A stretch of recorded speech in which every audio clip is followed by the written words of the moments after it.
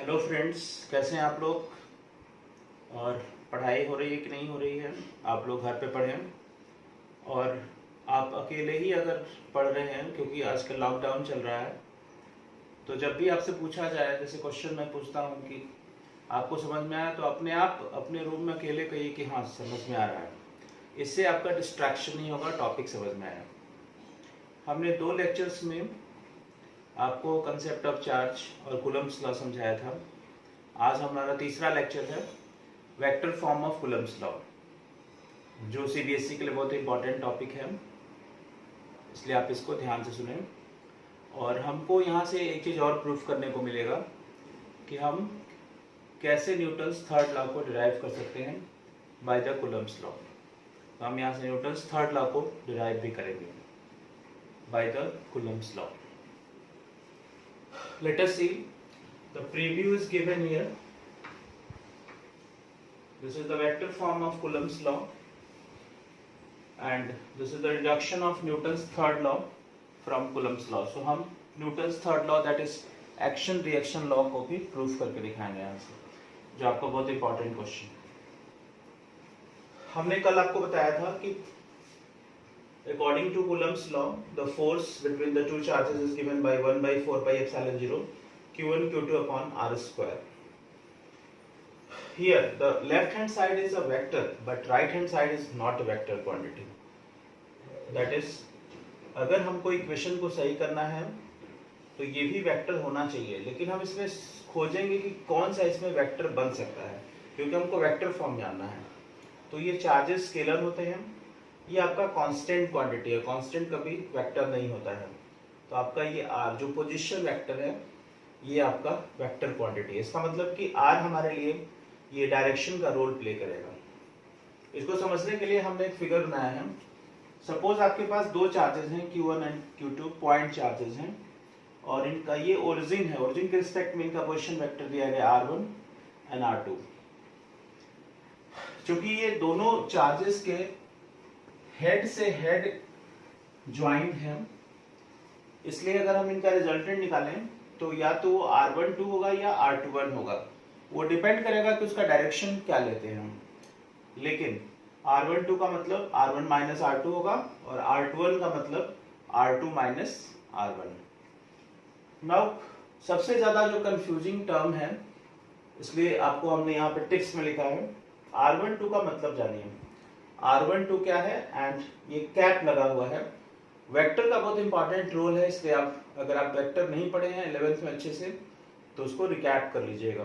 Vector बहुत ज़्यादा important role play करता है। So students, just revise the vector, otherwise आपको फिजिक्स 12th की समझ में नहीं आएगी, न्यूमेरिकल प्रॉब्लम्स में दिक्कत होने लगेगी। R12 ये पोजीशन वेक्टर है, and this is R12 cap. Cap आपको मैंने अभी बताया यूनिट वेक्टर है, हैविंग द मैग्नीट्यूड 1। इसका मैग्नीट्यूड 1 होता है, डायरेक्शन होता है इसमें। तो R12 का मतलब है जो आपका यूनिट वेक्टर है। R12 वेक्टर में हम उसके मैग्नीट्यूड से डिवाइड कर देते हैं। और सबसे ज्यादा इंपॉर्टेंट टर्म है ये unit vector leading from Q2 to Q1।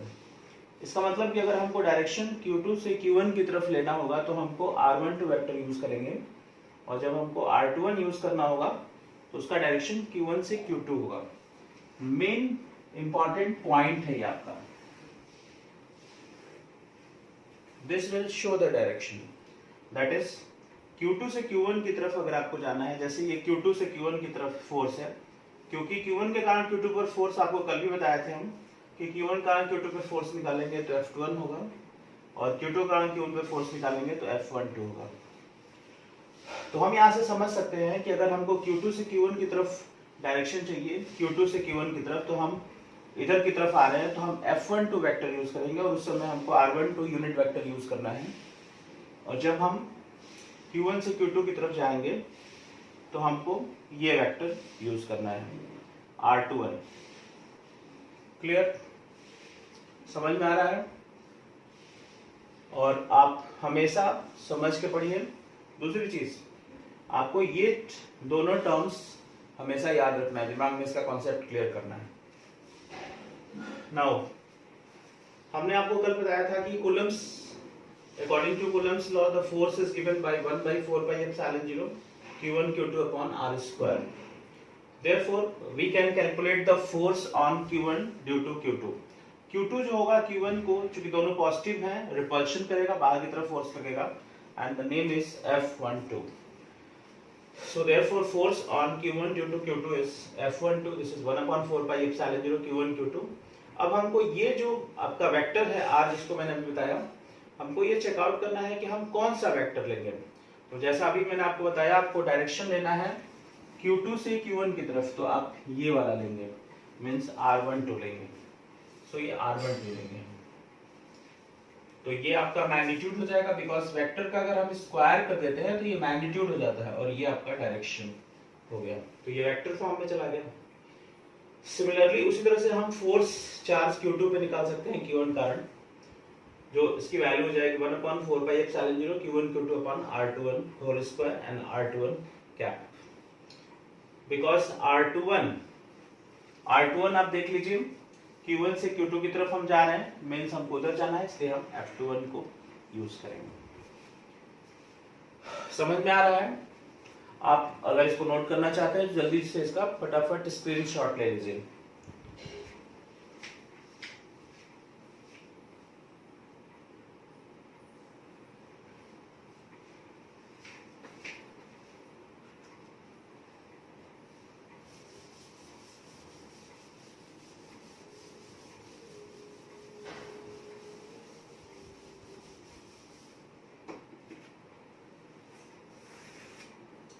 Now from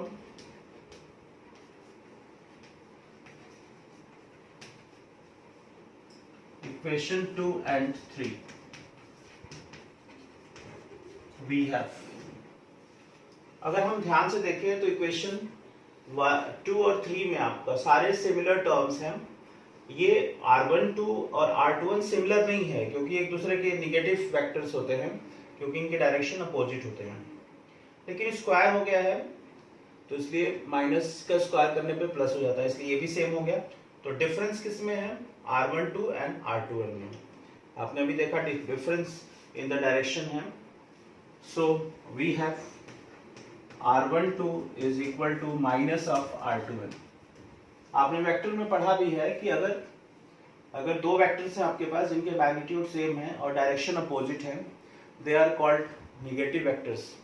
सो इनके मैग्नीट्यूड सेम है, डायरेक्शन अपोजिट है, इसलिए हम इसको लिख सकते हैं R12 is equal to R21 minus of R21। Now R12 का फोर्स जो है वो F12 है, सो आप इसमें लिख सकते हैं therefore F12 is equal to minus of F21, and this is nothing but Newton's third law of motion, that is action force is equal to reaction force.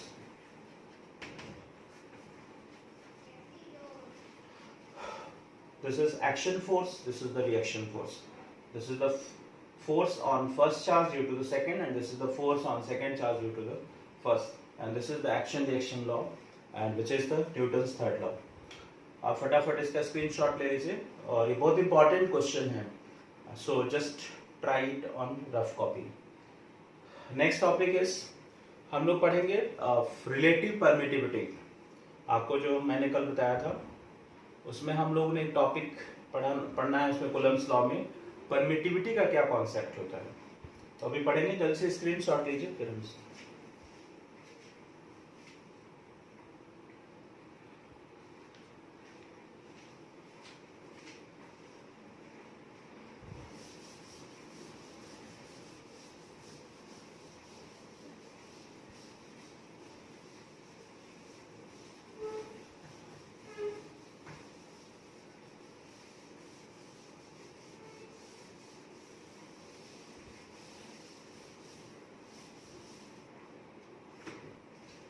Our next topic is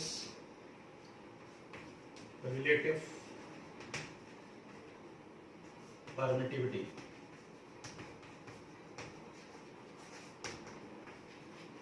This is also called dielectric constant.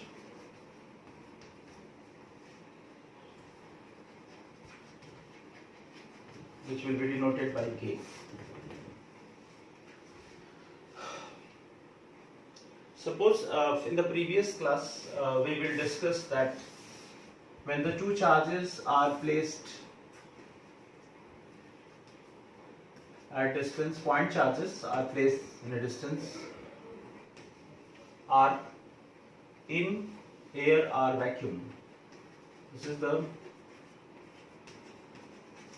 air or vacuum. Then the force is given by, according to Coulomb's law, the force is given by, it is already discussed in the class, the previous class, that according to Coulomb's law, the force is given by Fo is equal to 1 upon 4 pi epsilon 0 Q1 Q2 upon R square. Here Fo is written. Fo का क्या मतलब है? Fo एक just symbol हमने लिखा है कि जब हम एयर या फिर वैक्यूम के लिए यूज करेंगे तो हम Fo से डिनोट करेंगे, क्योंकि ये एयर या वैक्यूम के लिए है। और आप जानते हैं epsilon 0 is the permittivity of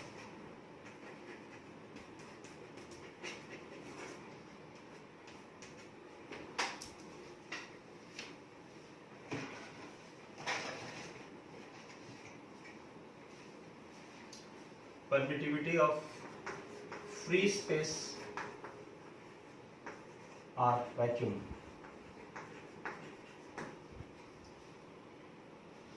हम लोग को यहाँ पे डिस्कस करना है कि क्या अगर हम ये परमिटिविटी जो मीडियम की प्रॉपर्टी होती है ये बताती है कि मीडियम पे चार्जेस पे कितना फोर्स लग रहा है, मीडियम के कारण चार्जेस पे फोर्स की वैल्यू क्या हो रही है। तो हम ये पता करना चाहते हैं कि क्या इन चार्जेस को किसी मीडियम में प्लेस कर देंगे तो क्या इनके फोर्सेस चेंज होंगे? Yes, that is Coulomb's law is based on the intervening medium. अगर चार्जेस का मीडियम बदल दिया जाएगा तो कूलम्स लॉ चेंज हो जाएगा। So when charges are placed in medium,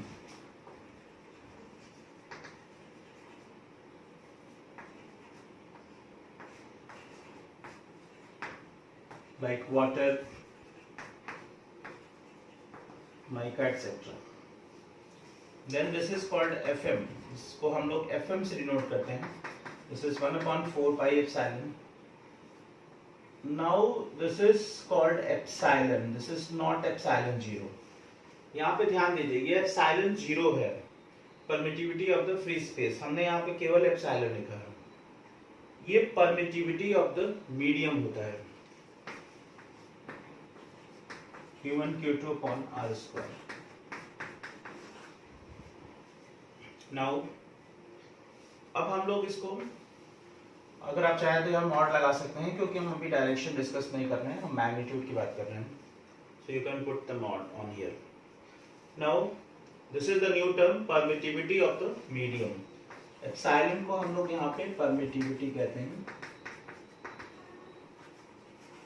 permittivity of medium. Now हम इक्वेशन 1 में 2 से डिवाइड कर देंगे, देखते हैं क्या मिलता है.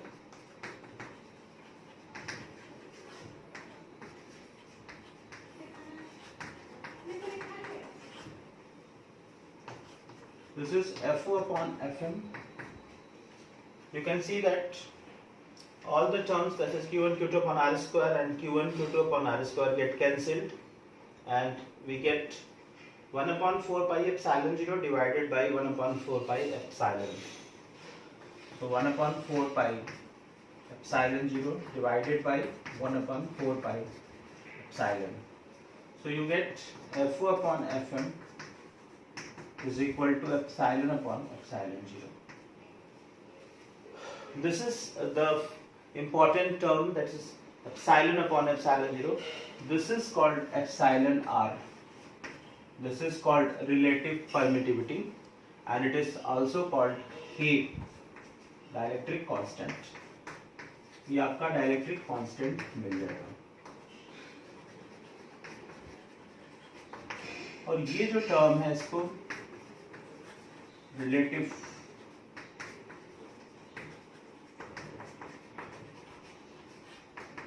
परमिटिविटी कहते हैं। तो इस तरह से आपको एक नया कॉन्सेप्ट मिला। न्यूमेरिकल्स में बहुत ज़्यादा इसका यूज होता है। जब आपके चार्जेस किसी मीडियम में रखे रहेंगे तो फिर आप इसका यूज कर सकते हैं, रिलेटिव परमिटिविटी का, एप्सिलॉन का यूज कर सकते हैं। अगर आपको डायरेक्टली फॉर्मूला रखना है तो आप यहाँ से फोर्स इन द मीडियम के लिए डायरेक्ट फॉर्मूला रख सकते हैं, 1/4 pi epsilon 0 K Q1 Q2 upon R square. Here epsilon upon epsilon 0 is equal to K, so epsilon becomes epsilon 0 into K. So just put the value of epsilon in the equation number 2. You're getting the formula between the two charges when placed in the medium. जब medium में रखेंगे तो आपने देखा कि force जो है वो K टाइम्स रिड्यूस हो जा रहा है। इसका मतलब कि डायरेक्ट्रिक डालने से आपका जो फोर्स है वो K टाइम्स रिड्यूस हो जाता है। डायलेक्ट्रिक के बारे में हम लोग डिटेल स्टडी करेंगे चैप्टर नंबर 2 में, that is electric potential and capacitance. This is the major topic of second chapter. This is only introduction of the dielectric. Dielectric आपको थोड़ा सा मैं बता देता हूँ। डायलेक्ट्रिक वो सब्सटेंस होते हैं जो इनिशियली जो होते हैं वो बैड कंडक्टर्स होते हैं, लेकिन अगर हम उस पर स्ट्रॉन्ग इलेक्ट्रिक फील्ड अप्लाई कर दें तो उनकी कंडक्टिविटी को थोड़ी सी बढ़ाई जा सकती है। इस तरह से हम लोगों ने इन 3 लेक्चर्स में चार्ज के बारे में पढ़ लिया, चार्ज के ट्रांसफर के बारे में पढ़ा, कूलम्ब्स लॉ आपको पढ़ा दिया गया। कूलम्ब्स लॉ का आज हम लोगों ने वेक्टर फॉर्म भी पढ़ा और हमने परमिटिविटी पढ़ी। अब हम लोगों को मेजर टॉपिक डिस्कस करना है electric field. Electric field CBSE के लिए बहुत इंपॉर्टेंट टॉपिक है और आपके आगे के कॉम्पिटिटिव लेवल्स के लिए भी इंपॉर्टेंट है। इससे बहुत सारे क्वेश्चंस मिलेंगे आपको, बहुत सारे डेरिवेशंस मिलेंगे, डाइपोल मिलेगा आपको। तो इसलिए इलेक्ट्रिक फील्ड का क्लास हम अगले लेक्चर में लेंगे और इलेक्ट्रिक फील्ड के कॉन्सेप्ट को समझेंगे। इलेक्ट्रिक फील्ड लाइंस क्या होती हैं, इलेक्ट्रिक फील्ड लाइंस को कैसे हम कंस्ट्रक्ट करेंगे, ये सब अगले लेक्चर में हम लोग डिस्कस करेंगे। तब तक के लिए आप पढ़ाई करें, घर पे रहें, सुरक्षित रहें और एक ज़रूर आपसे रिक्वेस्ट है कि चैनल को ज़रूर सब्सक्राइब करें ताकि आपको नोटिफिकेशन मिलता रहे, ताकि आप कोई भी वीडियो लेक्चर आप मिस न करें। बहुत ही जल्दी हम लोग 11th की भी क्लासेस स्टार्ट करेंगे। 11th की क्लासेस, 9th की क्लासेस, 10th की क्लासेस, ये हम जल्दी ही स्टार्ट करने वाले हैं। पहले हम 12th पे फोकस किए हैं, 12th का कोर्स थोड़ा सा बड़ा है, जल्दी हम लोग 11th की क्लासेस पे भी आएंगे। आप चैनल को जरूर सब्सक्राइब करें। धन्यवाद। कोई भी दिक्कत हो आपको तो कमेंट बॉक्स में आप जरूर शेयर करें। Thank you. आप इसका स्क्रीनशॉट ले लीजिए, बहुत इंपॉर्टेंट टॉपिक।